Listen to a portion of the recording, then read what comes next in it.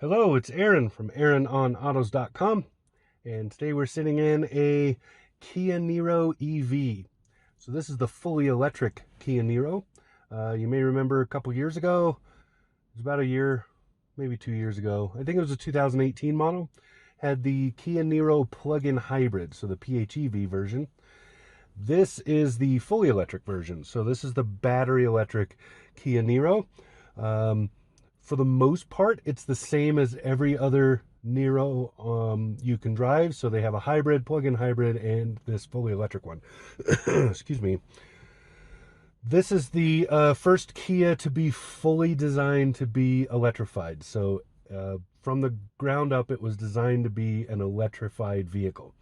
So that's why it has all three of those versions. This has been my first time in the full EV though, and to be really honest, I was a little nervous because where I live, it's a lot of freeway driving, a lot of high-speed driving, and a lot of distance, and I was a little worried about how an EV was going to handle that. But with this car, I learned that the range anxiety was pretty much unfounded.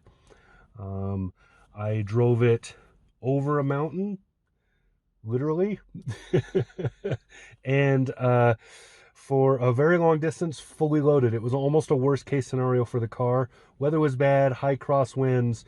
The car was full of people. There were 5 of us in here and drove very long distance, going very uphill to do that. And so we had an elevation gain of a little over 2,000 feet, and the car did great. Drove a little over 100 miles in all with all of those factors, and still got back here with better than 80 miles of range left. So very impressed with that. I do have a few downers for this car. They mostly have to do with the price. So I'll show you the Monroney. This is about, I think, as fully loaded as this version gets. I don't think there's anything you can add to this. So this is basically the price tag you'd be paying before any sort of incentives. But even with incentives, even if you live where you're going to get around 10,000 back, it's still pretty pricey compared to what it is. So this interior view might give an idea of what I mean by that. Because, so this car, just looking at the steering wheel, looking at, I know I don't usually do this part first, but I'm going to right now, looking at the design and how the plastics are. This is all hard plastic. It's very loud in here. And all of these things, plus the ride quality and the amount of sound that comes into the car from outside, those are indicative of an entry-level car. That's more like a Toyota Corolla, Kia Forte kind of a area, whereas you're paying way more for this than you are for those, and the payback is not there in terms of, you know, fuel savings and maintenance savings. So that's my biggest concern with this car. I otherwise think it is phenomenal. I really, really like this car. I've also driven the Chevy Bolt EV, which I also liked very much. But the Bolt is a little more upscale than this in some ways, and equivalent to this in almost every other way. So I'm just going to walk through the interior. I'm going to gloss a lot of things because they are very similar to all the other Kias I've driven. So there's no reason for this to drag on. And like I said, I really wanted to talk about the electrics and the range thing more than anything else. But looking at the interior here, you can see the door handle and you can see the controls down here. So windows are automatic in the front but not in the back. And then you can see the rest of this is pretty intuitive. The automatic mirror folding the automatic mirror folding is great because it's the easiest way to tell that the car is locked. And you want the car to be locked if you've plugged it in, because otherwise the plug can be removed at any time, and you probably don't want that to happen. So over here is how you can quickly disable the timer on a plug-in. So if you plug into a charger, but you have the car set to only charge at certain hours or whatever, and you want to override that, you can just hit that and it overrides that. This is basically the charging auto. So this automatically decides the charging state. It's better than just plugging in and walking sometimes, because basically it just maximizes the amount of energy the car can receive. But all of that is going to be dependent on where you're plugging in. So right now I am plugged in. You can see it's charging. There's their estimated range, which is fairly close to reality most of the time. There is the amount of charge and how much time is left. Now the reason it's going to take that long, 12 more hours, it's already been plugged in about 30 hours or so. The reason it's taking so long is because I just have it plugged into a 110. It is not plugged into a fast charger of any kind, and this is a fairly large battery pack. So back over here, here's you got your dimmers, here's your blind spot management, lane keeping, and traction control. So the vents in this car are pretty good, and I love this blue outline. Isn't that cool? I really like some of the design elements inside this car. But the vents in this are pretty good. Kia did a pretty good job, especially with defrost, which is important in a car like this because of the shape and size. Normally I go right to the steering wheel, but this is a standard straight up Kia steering wheel. So I was about to skip it, but I think I will gloss it a little bit. So here's all your cruise control stuff. You set your distance with this. This and this right here are the driver information menu right there. And then here's your set and reset over here. And then over here is more stuff, mostly for infotainment. Here you have volume. Here's your telematics for the phones. Here's your voice control, and this changes the radio mode. Now, you do have the regular dongles, so here's lighting and stuff over here, and here's washer wipers over here. You will need to use these fairly often, especially on that rear glass. It tends to collect a lot of dirt. So you're going to want to use this a lot on the rear window. So right here, this paddle is important. There's two of them. So you can see this one only has the one arrow. Over here it has a lot of arrows. If you've been in an electric car before, then you know that regeneration is key. Both of these paddles are sort of like engine brakes on a big truck. Basically, they decide how much you want, how aggressive you want the regeneration to be in slowing you down. So if you come off a freeway on-ramp, right, or off-ramp, so you leave the freeway, you're going, say, 75 miles an hour, and you got to slow down to 40 to go down the ramp, and eventually to stop. This will slow you down slowly. This will slow you down fast. So my recommendation would be, in that scenario I just gave, use this. But in everyday driving, this is awful useful for slowing down at, say, the stoplight, something like that. This will slow you down a little bit faster and delays how much time or how long you need to wait to start actually using the foot brake. Really useful stuff. It's good to learn that. Not as intuitive, I will say, as is the I forget what they call it, but the low mode in the Chevy Bolt, and not nearly as intuitive as the one pedal system in the Nissan Leaf. So just FYI, but that is kind of the equivalent. So looking at these screens at the instrument cluster, over here, this is basically fuel meter, right? So this is the state of your charge. So you can see that I'm past that 2/3 mark, working my way up to full. That's the estimated range. I haven't really been changing that any. I've just been leaving it there. You can change this in some menus, but there's really no reason to. Over here is sort of like your battery state of charge, and then in the middle, I'll show you in a minute what. There's some differences there. I'll post a photo because it'll be easier. But you see the number of batteries, and you see so those batteries indicate what you have, and then it's a drivetrain indication showing if you're using energy or replenishing it or what. So kind of neat to see that. So you're just looking at the energy flow of the car. Now, down here is your gearing, so it just shows where you are in terms of reverse, neutral, drive, etc. Up here are the indicators for the menus that you can page through using that stuff on the right-hand side of the steering wheel, so you get an idea of what they are. I've been using this screen almost the whole time because I've been watching the energy usage in the car. Because again, like I said at the beginning, I was very nervous about that.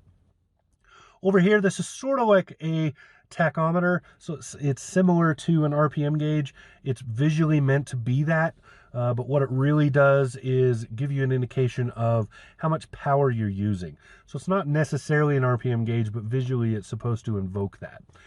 Over here is your speed, so digital speedometer, love that. Everybody knows that. I'm a big fan of those.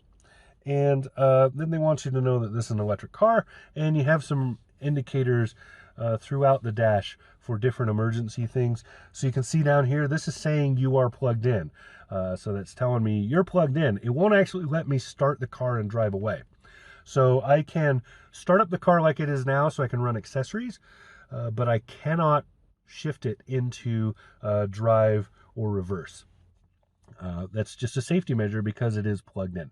Up here is the indicator for the parking brake. As most people know, when I park a car, I set the brake. It's habit, doesn't go away. Down here is the actual stop-start button. So when you hold this down, you push that. The only indicator you really have that the car is running will be that dashboard, because it doesn't make any noise.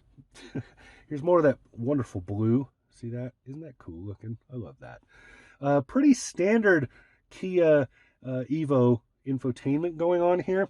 Not much to tell you about except for these screens. So here you're looking at basically the state of the EV, what's going on. Here's my I don't forget what you call it, but here's my maps that actually in this screen, when you're looking at the maps from there, show you first the wrong location. It shows me in Denver, but that's not showing me where I am necessarily. What it's showing me is nearest charging stations. This map does not include the charging station that is here in Cheyenne, which is brand new. It opened up at the Harley-Davidson dealership. Other than that and the battery and echo driving and so on, there isn't a whole lot to do in here outside of the settings. Now, right now I'm in winter mode because clearly we are in winter. Now there's something to note about that. When I received this car, I immediately plugged it in and let it charge to full. It was very close to full when they brought it. So they had been over to that fast charging station at the Harley dealership. So I filled it all the way, unplugged the car at full charge, and left it overnight. Okay? That night we had just about 10 degrees Fahrenheit in our weather. So the temperature dropped well below freezing overnight. Next morning, it was about 9 or so. Came out, looked at the car, checked the mileage range. The mileage range hadn't changed. Now I thought, okay, that's a little hokey because I know things do change. So I started up the car and drove it a little bit. Now in that drive, which was almost a full mile loop, the car dropped by about 8 miles. So that tells me it actually lost somewhere between 6 and 8 miles of range overnight because of the freezing cold. That's not terrible considering the car has 280 miles, 284 I think is the number, 284 miles of range in total. So that wasn't bad at all. I then tried the same experiment again. This time the temperature was only about 14 degrees Fahrenheit overnight, but the car had not been charged after that long drive I mentioned before, so it had driven a very long distance. That long distance meant that the car then overnight lost just about the same. It lost about 7 miles of range overnight during that deep freeze. Again, totally not terrible. That's great. I expected way worse than that. So when it's plugged in, of course, there's no loss. So really, really interesting to note that the thermal management is highly efficient in this vehicle. And I suspect it is in other cars. I didn't get a chance to do that with the Bolt because I was in Oregon at the time, Washington and Oregon states, and so the weather wasn't the same. It wasn't. It was only October, so it wasn't freezing yet. That sort of thing. But it was something I've really long wondered about electric vehicles because I've been told two different things by different people, depending on who you ask, how much you're going to lose in a deep freeze like that. And I suspect with the Nissan Leaf, it's a little more than that because the Leaf has no thermal management. I think the new generation does, but I'd have to look all that up, so whatever. But the point is, the losses were far less than I expected. Those are acceptable percentages. When you're in the tiny little single-digit percentages of power loss because of very cold weather, that's really good. So these are the kind of the screens you're going to see. You can see some other stuff. So you can set an EV route that includes charging stations and a few other things. So this is sort of the setup for that. What you want, what kind of parameters you want to use for that sort of thing. Otherwise, these screens are kind of useful, but I haven't used them that much. I liked this screen a lot. Because it kind of gamifies as much as this car will, which doesn't gamify nearly like the Chevy does. But you will get to see some, this is how you're doing, and this is what you could be doing to be a little better. But for the most part, I've just been leaving it on this screen and using either the nav or the AV radio mostly. So really, really nice setup, pretty easy to use. I like Kia's infotainment. Down here is the hard buttons for that. So you see you got Duke's lights. Here's your SD card for nav and so on. Here's radio, media, etc. Pretty straightforward. Down here is climate controls. It works just like any other car. So basically you set a temperature, you push auto and it runs, right? So you got it all on. One difference is this. So you can maximize heat with this, or you can leave it off and then it will run in a more eco mode, so more eco-friendly to use less power. So moving on, down here you got a key charger, so you can put your phone in there and wirelessly charge. You got a 12 volt outlet here. You got a USB charging only there. Whoops. And you got this isn't focusing. That's annoying. So charging only USB there, and data USB here, so it charges and runs data. Down here's a nice spot to drop things, nice and rubberized and bigger than it looks, so you can get a lot of stuff in there. Now, I want to talk about, I keep putting my fingers in front of the camera, don't I? So now I want to talk about the shifter here. So you can see I have the bun warmers on very low. It also has seat coolers. These are important. Use this a lot. Because if you use this in an electric car, you use far less energy than if you're using that to try to heat everything up. Over here, this is the basic dial for shifting. So this is different to Kia versus other models I've been in that were not electric.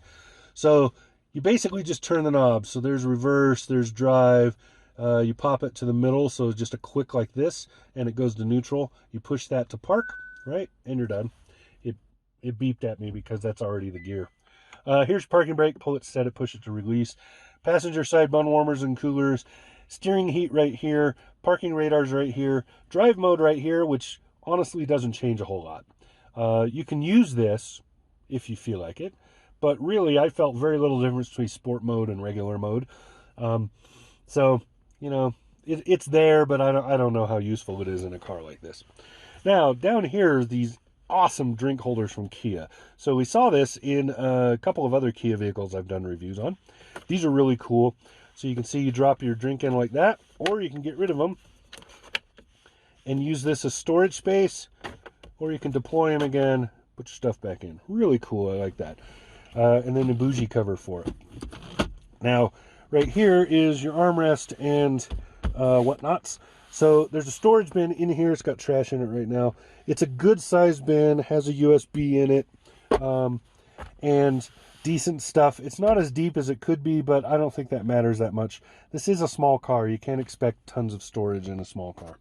So nicely done there. I like the seating a lot. Very comfortable. I got some cameras and stuff over there. I really like the seating and the design, the setup in the front of this car. In the back of the car, not so much, not nearly as comfortable, but that's, again, it's a compact. Kind of have to expect that. And back to the flow, again, I don't like all the cheap plastics. I do like that. It's a charge indicator. You can see it's charging on the last third, right? See? So this is in thirds, just like that. So a little bit different than fuel. It's not in quarters, it's in thirds, but easy to understand. So yeah, I like the look. The back seat is decent for the car.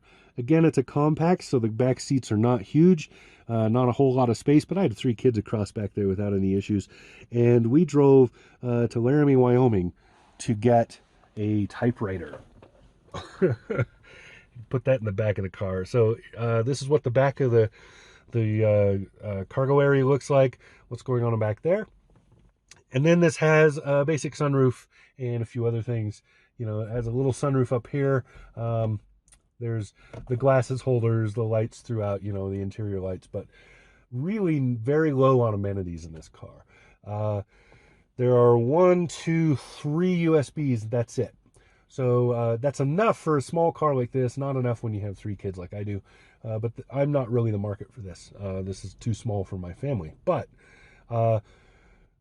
decent amount of amenities for the price being paid, but not great. Honestly, that's my biggest issue with this car, is just the cost. Other than that, great vehicle. Really liked it, enjoyed driving it, and again, this is the electric that really convinced me that that range anxiety can be overcome quickly. All I had to do was have proof. I did that one trip for proof of it, and then everything's good after that. I have no worries about range anymore. So there you go. That's what you got. This has been the Kia Niro EV, and this is Aaron from AaronOnAutos.com. Talk to you again soon. Subscribe.